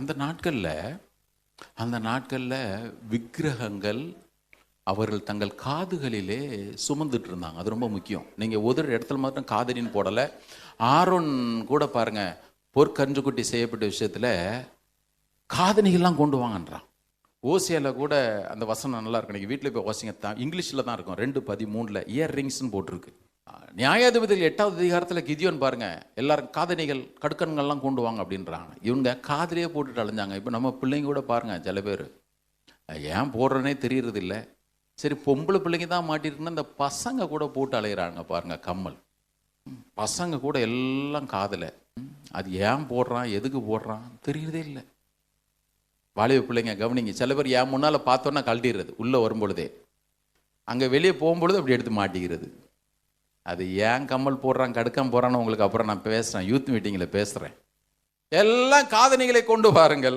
கொண்டு வந்தாச்சு, எல்லாத்தையும் கொண்டு போய் புதைச்சாச்சு. கவனிங்க, இந்த ராகேல் ஒரு காரியத்தை செஞ்சார். நான் சொன்னேன்னா சில பேர் கஷ்டமாக இருக்கும், வேறு வழியில் இதெல்லாம் நான் சொல்லிட்டு முடிச்சிடுறேன். இந்த ராகேல் அப்படி வாங்க, 30வது அதிகாரத்திற்கு வாங்க, ஜெனிசிஸ் சாப்டர் 30. இப்போ லாபான் துரத்திட்டு வந்து அவன் சொன்ன குற்றச்சாட்டு, என்னுடைய விக்கிரகங்கள்லாம் நீ திருடிட்டு வந்துட்ட. இதுதான் இப்போ அவனை சொன்னதான பிரச்சனை. ஸோ மன்னிக்கணும், 31வது அதிகாரம் இப்போ லாபான் வந்த உடனே என்னுடைய விக்கிரகங்கள்லாம் எங்கே? சரியா? 30வது வசனம், ஜெனிசிஸ் 31:30. இப்போதும் உன் தகப்பனுடைய வீட்டின் மேலுள்ள வாஞ்சையினால், லாபான் யாக்கோபிட்ட சொல்றான், நீ புறப்பட்டு போகிறதானால் போகலாம், என் தெய்வங்களை, வாசிய வேடிக்கையாகவும் இருக்குது, என் தெய்வங்களை ஏன் திருடி கொண்டு போகிறாய் என்றான். யாக்கோபு லாபானுக்கு பிரயுத்தரமாக, உம்முடைய குமார்த்திகளை பலாத்காரமாய் பிடித்து வைத்து கொள்வீர் என்று நான் அஞ்சினதினாலே இப்படி வந்துவிட்டேன். ஆனாலும் யாரிடத்தில் உம்முடைய தெய்வங்களை கண்டுபிடிக்கிறீரோ அவனை உயிரோடு விட வேண்டாம். உம்முடைய பொருட்கள் ஏதாவது என் வசத்தில் உண்டானால் நீர் அதை நம்முடைய சகோதரருக்கு முன்பாக பரிசோதித்து அறிந்து அதை எடுத்துக்கொள்ளும் என்றான். ராகேல் அவைகளை திருடி கொண்டு வந்ததை, ராகேல் வச்சிருந்ததை யாக்கோபுக்கு தெரியாது. ஆனா ஜட்ஜ்மெண்ட் கொடுத்துட்டான். என்ன தெரியுமா? அவன் சாக கடவன். ஏங்க, யார்கிட்ட விக்கிரகம் இருந்தா அவன் சாவட்டும். யோசிச்சு பாருங்களேன். அப்பொழுது லாபான் யாக்கோபின் கூடாரத்திலும் லேயான் கூடாரத்திலும் 2 வேலைக்காரன் கூடாரத்திலும் பிரவேசித்து பார்த்தும் ஒன்றும் கண்டுபிடிக்கவில்லை. இப்போ ராகேலினுடைய கூடாரத்துக்கு போறான். ராகேல் என்ன தெரியுமா பண்ணாலாம்? வசனம் சொல்லுது, அந்த விக்கிரகங்கள்லாம் ஒரு ஒட்டக சேனைக்கையில் வச்சுட்டு அப்படியே உட்கார்ந்துட்டா. அவங்க அப்பா வர்றாரு. எழுந்திருக்கல டேடி, எழுந்திருக்கலாம், ஒன்றும் தப்பாக நினைக்க வேண்டாம் டேடி, எனக்கு ஸ்திரீகளுக்குள்ள வழிபாடு இருக்குது, அதனால் அப்படியே உட்காந்துக்கிட்டேன். நான் நினைக்கிறேன் லாபானும் ராகேலும் ரொம்ப அன்பாக இருந்திருப்பான், சின்ன பிள்ளைல.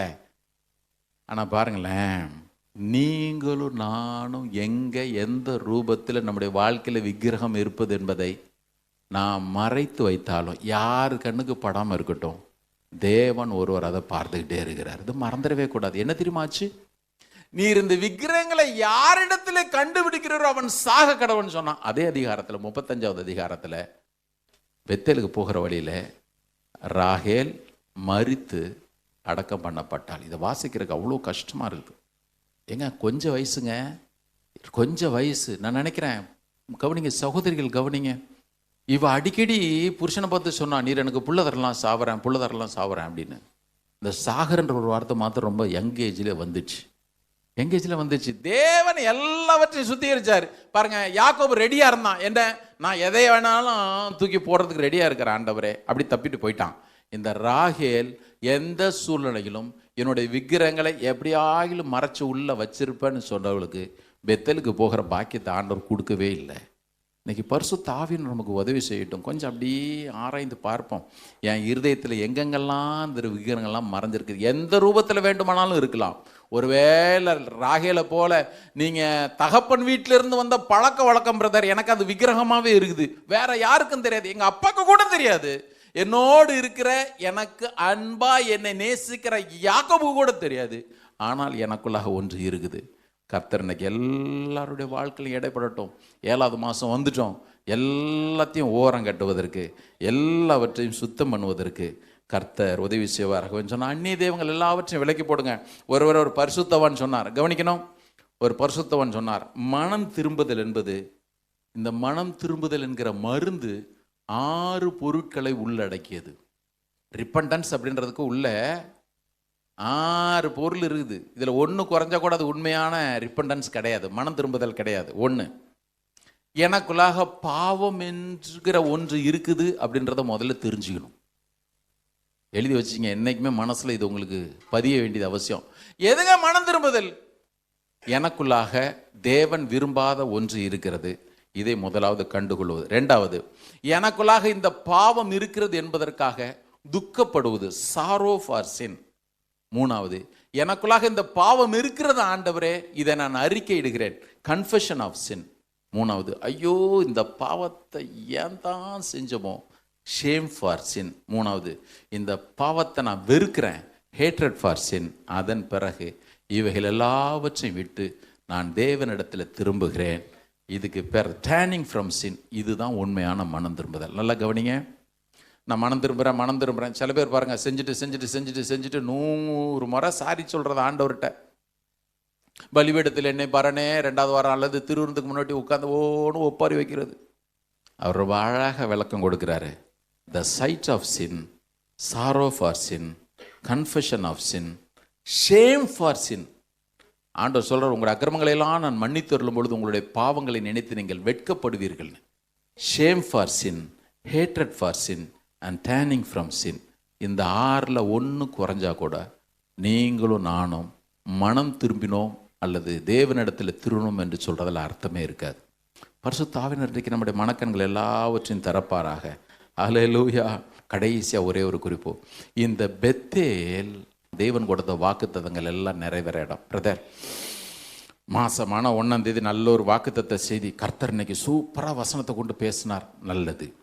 ஆண்டவர் எனக்கு இதெல்லாம் சொல்லியிருக்கிறார், நல்லது. நீங்கள் எந்த ஊழியர்கிட்ட போய் கேட்டாலும் சரி, நீங்கள் எத்தனை பிரசங்களை கேட்டாலும் சரி, தேவன் சொல்லுகிற பெத்தேல் என்கிற இடத்திற்கு நீங்கள் வராத வரையிலும், தேவன் நீங்களும் நானும் எதிர்பார்த்து உங்களிடத்தில் திரும்புன்னு சொல்றாரு, அந்த இடத்திற்கு நீங்களும் நானும் வராத வரையிலும் தேவன் கொடுத்த வாக்குத்தத்தங்கள் எல்லாம் பெண்டிங்கில் இருந்துக்கிட்டே இருக்கும்.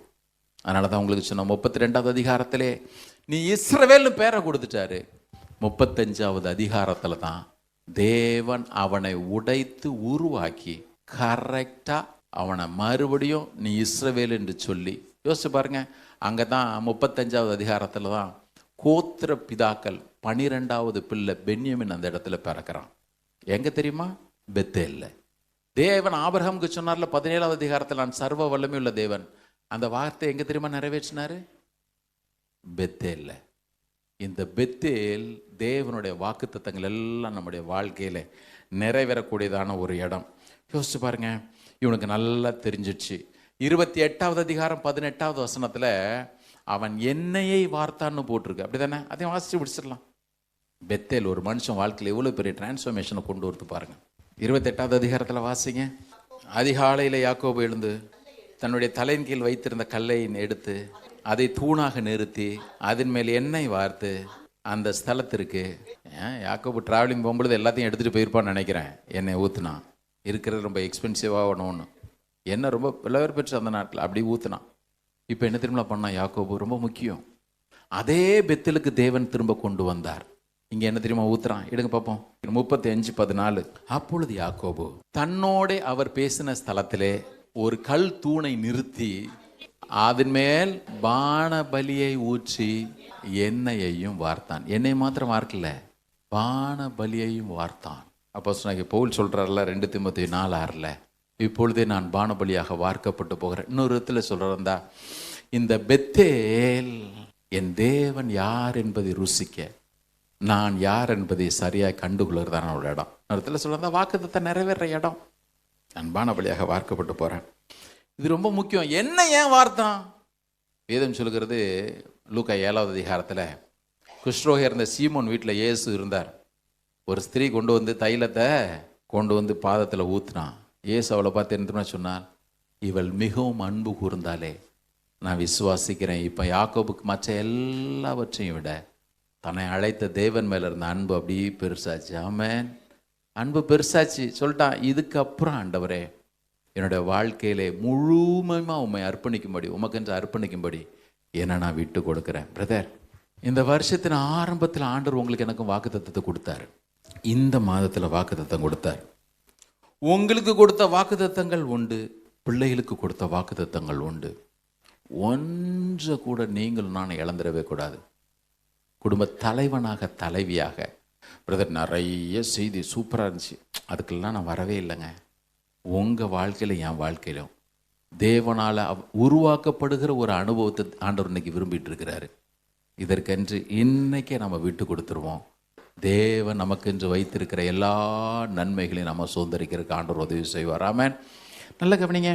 வேதம் சொல்லுகிறது, அவர்கள் இதை அல்ல இதிலும் மேன்மையான பரமதேசத்தை விரும்பினார்கள். ஆகையால் தேவன் அவர்களுடைய தேவன் என்னப்பட வெட்கப்படவில்லை. ஆண்டவர் அடிக்கடி நான் யாக்கோபின் தேவன் யாக்கோபின் தேவன் சொன்னார் தெரியுமா? ஏன் தெரியுமா சொன்னார்? இந்த யாக்கோபு 35வது அதிகாரம் வரைக்கும் இந்த பூமிக்குரிய ஆசீர்வாதங்களே தேடிட்டு இருந்தான். 35ல் என்னைக்கு எண்ணெயை ஊற்றினானோ, என்னைக்கு பானபலியை ஊற்றினானோ, இதை அல்ல இதிலும் மேன்மையான பரமதேசத்தை விரும்பினான். தேவன் நான் யாக்கோபின் தேவன் என்று சொல்லப்பட வெட்கப்படவே இல்லை. இன்னைக்கு ஆண்டவர் உங்களுடைய தேவன் என்னுடைய தேவன் சொல்லணும்னா ஒரு இடம் உண்டு. பெத்தேலுக்கு நீங்கள் நானும் வந்து தான் தீரணும். ஆமென். இந்த பெத்தேல் உங்களை என்னையும் தேவன் உருவாக்க நினைக்கிற இடம். இந்த பெத்தேல் தேவனுடைய கிருபையை நீங்கள் நான் உணர்ந்து கொள்ள செய்கிற இடம். இந்த பெத்தேல் தேவனுடைய சிட்சைகள் எல்லாவற்றிற்கும், ஏன்னா இனிமேல் சிட்சை என்பது அவசியமே இல்லை, தேவனுடைய சிட்சைகளுக்கு முற்றுப்புள்ளி வைக்கிற இடம். இந்த பெத்தேல் பரிசுத்தமாக்குகிற இடம். இந்த பெத்தேல் தேவன் உங்களுக்கு எனக்கும் கொடுத்த எல்லா வாக்குத்தத்தங்களும் நிறைவேற செய்கிறதான இடம். கர்த்தர் எல்லாரும் இந்த அனுபவத்தில் கொண்டு வருவாராக. ஆமென். 6 மாதம் போயிடுச்சு ஆண்டவரே. 7வது மாதத்தில் இதே பழைய கதையே ஓட்டிட்டு யாரும் போயிட்டே இருக்கக்கூடாது. நான் இன்னைக்கு தீர்மானிக்கிறேன், ஆண்டவரே யாக்கோபுக்கிட்ட நீ பெத்தேலுக்கு போ, அவன் சொல்லிட்டான், நான் போகிறேன். என் வாழ்க்கையில் இருக்கிற எல்லா நிந்தைகளுக்கு நான் முற்றுப்புள்ளி வச்சு தான் தீரணும். இனிமேலும் என்னுடைய பிள்ளைகள் என்னுடைய ஒருவனுடைய கீழ்ப்படி அமையினாலே என்னுடைய பிள்ளைகள் தீட்டுப்படுவதை நான் விரும்பவே இல்லை. பெற்றோர் கவனிங்க, நான் பாரத்தோடு இந்த காரியத்தை உங்கள்கிட்ட சொல்றேன். நீங்களும் நானும் கீழ்ப்படியாமல் ஒரு காரியத்தில் இருப்போமே ஆனால் தேவன் நம்முடைய பிள்ளைகளுடைய வாழ்க்கையில வைத்திருக்கிற நன்மைகளை அவர்கள் சுதந்திரித்து கொள்ள முடியாமல் போய்விடுமே. தீனாளுடைய வாழ்க்கையில் இருக்கிற தீட்டு போகிறதா இருந்தாலும் சரி, தீனாளுடைய வாழ்க்கையில் அவர் திரும்ப கட்டப்பட வேண்டுமேனாலும் சரி, சிமியோன் லேவியினுடைய வாழ்க்கையில் காணப்படுகிற எல்லா விதமான இரத்த பழிகளும் நீங்க வேண்டுமே ஆனால் யாக்கோபு என்ற ஒரே ஒரு மனுஷன் எடுக்க வேண்டிய தீர்மானம் ரொம்ப அவசியம். பெற்றோர், நீங்கள் ஒரு அம்மாவாக இருக்கலாம், அப்பாவாக இருக்கலாம், நீங்கள் எடுக்கிற தீர்மானம் இன்னைக்கு ரொம்ப முக்கியம். ஆமென். அவர் எதெல்லாம் சொன்னாரோ எல்லாவற்றையும் நிறைவேற்றுறதுல உண்மையுள்ளவராக இருக்கிறார். ஆனால் இன்னைக்கு நான் ஃபஸ்ட்டு ஸ்டெப் எடுத்து வைக்கிறேன். ஆண்டவரே, பழைய ஏற்பாட்டில் தான் அவன் பானபலி ஊற்றினான்றதல்ல, புதிய ஏற்பாட்டில் பவுலும் சொல்கிறார், இப்பொழுதே நான் பானபலியாக வார்க்கப்பட்டு போகிறேன். நீங்களும் நானும் உங்களுடைய சரீரத்தையும் சொர்ரத்தையும் தேவனுக்கு புத்தியுள்ள அல்லது ஜீவ பலியாக ஒப்பு கொடுக்கலன்னா நம்ம செய்கிறது புத்தியுள்ள ஆராதனையாக இருக்காது, இருக்கவே இருக்காதுங்க. இன்னைக்கு ஆண்டவர் நமக்கு உதவி செய்யட்டும், ஆண்டவர் நம்மை பலப்படுத்தட்டும், ஆண்டவர் நமக்கு கிருபையில் தரட்டும். எல்லா கரங்களை உயர்த்த ஆண்டோடைய சமூகத்தில் ஒப்பு கொடுப்போம். ஆண்டவரை, என் வாழ்க்கை நீங்கள் என்ன எதிர்பார்க்குறீங்க, நான் என்ன செய்யணும் ஐயா, என்னோட வாழ்க்கை மறுபடியும் மறுரூபமாகத்தக்கதாக என்னை நான் படைக்கிறேன். ஆண்டவரே, என்னை நான் முழுவதுமாக ஒப்பு கொடுக்கிறேன். ஆண்டவரே, நான் இன்னைக்கு ஆவிக்குரியவன் தான் நினச்சிட்டு இருக்கிறேன். சீகேமில் பலிபீடத்தை கட்டிட்டு அங்கேயே நான் எல்லை இஸ்ரேலும் பேசிட்டு இருக்கிறேன். இல்லை, கர்த்தர் சொல்றாரு, நீ பலிபீடம் கட்ட வேண்டிய இடம் எங்கே தெரியுமா? சீகேம் அல்ல, பெத்தேல். நான் எதிர்பார்க்கிற ஒன்றை செய்யாமல் நீ எதை செஞ்சாலும் என்னுடைய பார்வையில் அது ஒரு நாளும் திருப்தி கொண்டு வரவே வராது. எனக்கு உதவி செய்ய ஐயா. என் வாழ்க்கையில் இருக்கிற அந்நிய தெய்வங்கள் எல்லாம் நீக்கப்படட்டும். என் வாழ்க்கையில் இருக்கிற எல்லா விதமான விக்கிரங்களும் நீங்கட்டும். உனக்கு உண்மையாக வாழ நீர் எனக்கு உதவி செய்ய ஐயா. எனக்கு என்ன சொன்ன எல்லா வாக்குத்தத்தங்களையும் சுதந்திரிக்க நீர் எனக்கு உதவி செய்யும். எல்லாரும் கரங்களை உயர்த்தி கர்த்தருடைய திருவிருந்தில் பங்கு பெற போகிறோம். நீங்கள் உதவி செய்யுங்க. பெற்றோர், உங்களை மறுபடியும் கர்த்தருடைய சமூகத்தில் இன்னைக்கு பிரதிஷ்டை செய்யுங்க. பிள்ளைகள் எல்லாம் இன்னைக்கு நம்முடைய வாழ்க்கையை பார்த்துக்கிட்டே இருக்கிறாங்கல்ல. நீங்கள் பெத்தேலுக்கு போங்கன்னு யாக்கோபு சொல்லலை, நாம் போவோம், வாருங்கள், நம்ம போவோம். இன்னைக்கு பெற்றோருடைய தீர்மானம் ரொம்ப முக்கியம். ஆண்டவரோட நெருங்க வேண்டிய தீர்மானம் ரொம்ப முக்கியம். நான் ஆரம்பத்தில் சொன்னது போல நம்ம வேற எதெல்லாமோ கவனம் செலுத்துகிறோம். பிள்ளைங்க படிக்கணும், சம்பாதிக்கணும், இருக்கட்டும். லைஃப் போட் ரொம்ப அவசியம். லைஃப் போட் அவசியம். அது இருந்தால் மாத்திரம்தான் தப்ப முடியும். பாருங்க, தேவனோட நெருங்கி சேர்க்கிற அனுபவம் பிள்ளைகளுக்கு வேணும். கர்த்தர் இன்னைக்கு உதவி செய்யட்டும். எல்லாரும் கண்களை மூடி கரங்களை உயர்த்தி, ஆண்டவரே, என் வாழ்க்கையில் நீர் என்ன பெத்தேலை எதிர்பார்க்கிறீர் ஐயா, அதற்கு என்ன நான் விட்டு கொடுக்கிறேன். தேவனை தெரியும் உங்களுக்கு, எனக்கு தெரியும் தேவனை. ஆனால் அவர் என்ன விரும்புகிறார்ன்றது இது வரைக்கும் செஞ்சமானதான் எனக்கு தெரியல. எல்லாரும் தயவுசெய்து திருவிருந்தில் பங்கு பெற போறதுக்கு முன்னாடி இன்னைக்கு நம்ம முழுவதுமாக இருக்கு. எல்லாரும் கண்களை மட்டும் வாலிப பிள்ளைங்க கூட தான் ஒரு 5 நிமிஷம் திருவிருந்தில் பங்கு பெறதுக்கு முன்பதாக நம்மை ஆராய்ந்து பார்ப்போம். ஆரம்பத்தில் சொன்னல, மனம் திரும்புதல் என்பதற்கு கண்டிப்பா 6 காரியங்கள் வேணும். கண்டிப்பா 6 காரியங்கள் வேணும். 1, என் வாழ்க்கையில் இந்த குறைவு இருக்குது அப்படின்ற, அல்லது இந்த பாவம் இருக்குது அப்படின்ற அந்த புரிந்துகொள் நமக்கு வரட்டும். என்ன இருக்குது உங்களுக்கு தெரியும். எத்தனையோ முறை தேவன் பேசி அப்படியே மனசை கல்லாக்கி இங்கிருந்து வெளியே போகும்பொழுது மறுபடியும் அந்த குப்பையே தூக்கிட்டு போறது உண்டு. 2வது, இந்த பாவத்தை நான் செஞ்சேனே, அல்லது இது என் வாழ்க்கையில இருக்குது என்ற ஒரு துக்கம் வரணும். மூணாவது, கர்த்தருடைய சமூகத்தில் இன்னைக்கு அதை அறிக்கையிட்டுருங்க. அறிக்கையிடுறது மாத்திரமல்ல, ஐயோ இவ்வளோ பெரிய காரியத்தை என் மனசுக்குள்ள நான் வச்சிருந்தேனே, என் வாழ்க்கையில வச்சிருந்தேனே, அதை குறித்ததான வெட்கம். மூன்றாவதாக, நான் இனிமே அதை செய்ய போறது இல்லை, வெறுப்பு. நாலாவதாக, நான் திரும்புறேன் ஆண்டவரே. இன்னைக்கு ஆண்டவரை சொல்லுங்க, ஆண்டவரே நீங்க எதெல்லாம் வெறுக்கிறீங்களோ அதை நானும் வெறுக்க எனக்கு உதவி செய். நான் இப்போ இந்த ஜெபத்தை ஏறெடுக்கிறேன். நீங்க வெறுக்கிறீங்கல்ல, அதை நானும் வெறுக்கணும். எனக்கு உதவி செய்யுங்க ஆண்டவரே. கர்த்தர் இன்னைக்கு உதவி செய்வாராக. எல்லாரும் கரங்களை உயர்த்தி தேங்க்யூ.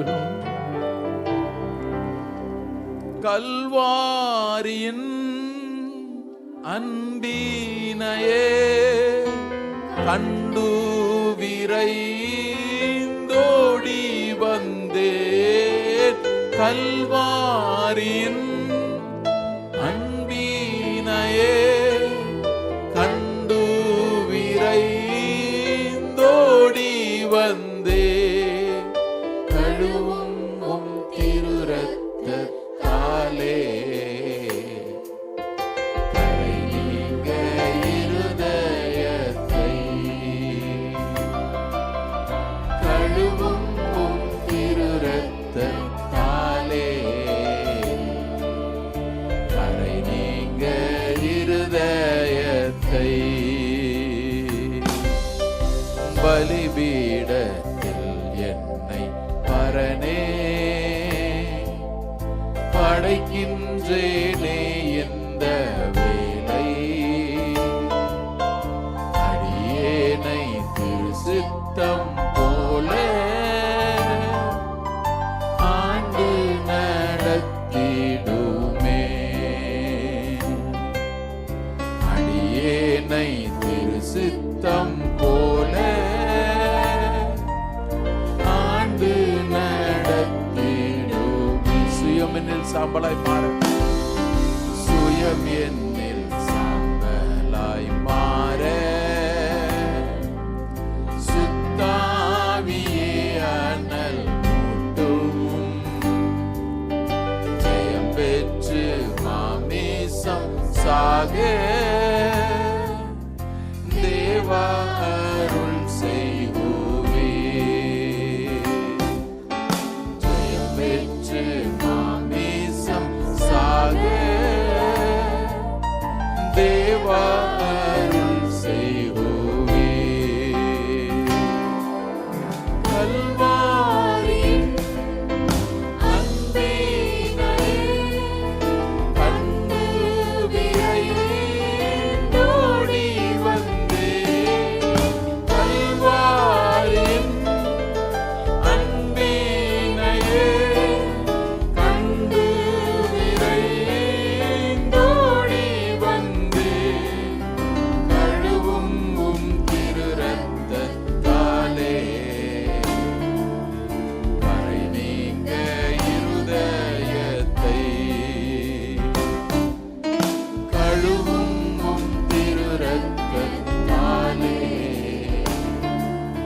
கரை நீங்க இருதயத்தை.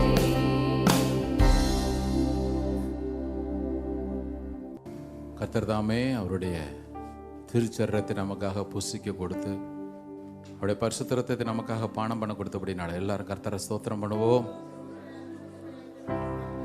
கர்த்தர் நம்மை பெத்தேலின் அனுபவத்திற்கு நேராய் நடத்தும்படி, தேவன் நமக்கு சொன்ன எல்லா நல்வார்த்தை நிறைவேற்றும்படி எல்லாரும் கர்த்தரை ஸ்தோத்திரம் பண்ணுவோம். இந்த மாதத்தினுடைய முதலாவது கர்த்தருடைய நாளிலே அவருடைய சமூகத்தில் வருவதற்கு அவர் நமக்கு நல்ல சுகத்தையும் பலனையும் ஜீவனையும் கொடுத்தபடினால எல்லாரும் கர்த்தரை ஸ்தோத்திரம் பண்ணுவோம். இந்த மாதம் ஒவ்வொரு நாளும் நன்மையும் கிருபையும் நம்மை தொடரும்படி எல்லாரும் கர்த்தரை ஸ்தோத்திரம் பண்ணுவோம். இந்த வாரத்திலே கர்த்தர் நமக்கு வைத்திருக்க ஊழியங்கள் எல்லாம் தேவ கிருபை மகிமை வெளிப்படும்படி கர்த்தரை ஸ்தோத்திரம் பண்ணுவோம். நம்முடைய போக்கிலும் வரத்திலும் அவர் நம்மை பாதுகாத்து பராமரிக்கும்படி கர்த்தரை ஸ்தோத்திரம் பண்ணுவோம். அன்பின் ஆண்டவரே, நாங்களுமே துதிக்கிறோம், ஸ்தோத்தரிக்கிறோம். உடைய பிள்ளைகளுடைய வாழ்க்கையில் அவர்களை எதிர்பார்க்கிற ஒவ்வொன்றிலும் கர்த்தர் நன்மை செய்யும். இன்றைக்கு யாக்கோபின் இடத்துல சொன்னீர், நான் உனக்கு சொன்னதை செய்யும் அளவும் நான் உன்னை விட்டு விலகுவதும் இல்லை, உன்னை கைவிடுவதும் இல்லை. உண்மை ஆண்டவரே, எங்களுக்கு சொன்னதை செய்கிற வரையிலும் நீர் எங்களை விட்டு விலக மாட்டீர், எங்களை கைவிட மாட்டீர். ஆண்டவரே, அது சுகமாக இருக்கட்டும், தேவைகள் சந்திக்கப்படுகிறதா இருக்கட்டும், எங்கள் தேவன் நீர் சொன்னதை நிறைவேற்றி திட்டம் பண்ணினதை செய்து முடிப்பீர். நீர் உண்மையுள்ளவர் ஐயா. இந்த வாரத்தில் அதை எங்களோட வாழ்க்கையின் அனுபவமாக்கி கொள்ள உதவி செய். வந்திருக்கிற ஒவ்வொருவரோடு கிருபை தங்கி இருக்கட்டும். கர்த்தாவே, அவருடைய போக்கிலும் வரத்திலும் உடைய பாதுகாக்கிற கரம் அவர்களை தாங்கட்டும். என்னென்னவெல்லாம் நன்மை எதிர்பார்த்திருக்கிறவர்கள கர்த்தர் செய்யும். பலவீனத்தோடும் வியாதியோடும் இருக்கிற ஒவ்வொருவரும் நினைக்கிறோம். குறிப்பாக பிரதர் நெல்சன் அவங்களுடைய அக்காவுக்காக வருகிறோம், அம்மாவுக்காக வருகிறோம். கர்த்தர் அவர்களுக்கு கிருபையா இறங்குவீராக. நீர் ஜீவாதிபதி ஐயா, நம்மிடத்தில் இறக்கம் கிடைப்பதாக. ஆண்டவரே, லதா சார்லஸ் அவங்களுடைய சகோதரிக்காக வருகிறோம். கர்த்தர் அவர்களுக்கும் இறங்குவீராக ஐயா. ஒவ்வொரு குடும்பத்தையும் கர்த்தர் ரத்த கோட்டைகள் வைத்துக் கொள்ளும். காத்திருக்கிற ஒவ்வொன்றிலும் கர்த்தர் நன்மை செய்யும். துதி கனமகிமையெல்லாம் ஒருக்கிற எடுக்கிறோம். மீட்பர் இயேசுவின் நாமத்தில் எங்களை தாழ்த்து ஜெபிக்கிறோம் நல்ல பிதாவே. எல்லாரும் சொல்ல, என் ஆத்துமாவே கர்த்தரை ஸ்தோத்திரு, என் முழுவதுமே பரிசுத்த நாமத்தை ஸ்தோத்திரு. என் ஆத்துமாவே கர்த்தரை ஸ்தோத்திரு, கர்த்தர் செய்து சகல பாரம் மறவாது. ஆமென். நம்முடைய கர்த்தராகிய இயேசு கிறிஸ்துவினுடைய கிருபையும் பிதாவாகிய தேவனுடைய அன்பும் பரிசுத்தாவின் ஐக்கியமும் நம்ம ஒவ்வொருவரோடும் சகல பரிசுத்தவான்களோடும் கர்த்தருடைய வருகை மட்டும் இருப்பதாக. கர்த்தர் உங்களை ஆசீர்வதித்து உங்களை காக்க கடவர். கர்த்தர் தமது முகத்தை உங்கள் மேல் பிரகாசிக்கப்படி உங்கள் மேல் கிருபையா இருக்க கடவர். கர்த்தர் தம்முடைய முகத்தை உங்கள் மேல் பிரசன்னமாக்கி உங்களுக்கு சமாதானத்தை மகிழ்ச்சியும் விடுதலையும் கட்டளையிடுவாராக. God bless you. God be with you. Have a blessed month, blessed week.